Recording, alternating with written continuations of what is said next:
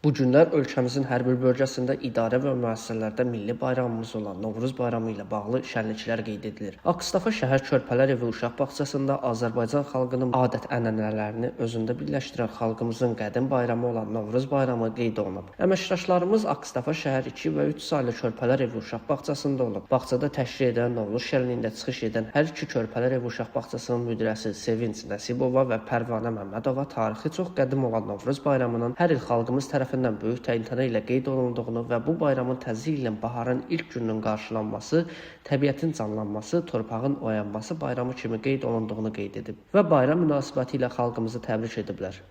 Mən Azərbaycan xalqını Novruz bayramı münasibətilə təbrik edirəm. Xalqıma sülh, əmin-amanlıq, xoşbəxtlik arzu edirəm. Hər yerdə olduğu kimi bizim bağçamızda da Novruz şənliyi daim yüksək səviyyədə keçirilir. Biz çalışırıq ki, Azərbaycan xalqının milli mənəvi dəyərləri olan milli bayramlarımızı uşaqlarımıza aşılayaq. Akstafa şəhər 3 saylı Körpələr evi uşaq bağçasında da bu tədbirlər ənənəvi olaraq keçirilir. Bahar bayramı ilə əlaqədar olaraq kollektivimiz adından cənab prezidentimiz başda olmaqla bütün xalqımızı təbrik edirik. Biz arzu edirik ki, bütün körpələrimiz sülh, əmin-amanlıq içində yaşasınlar. Şənlik uşaqların ifasında şeirlər, nəğmələr, milli rəqslər və səhnəciklərlə davam etdirilib.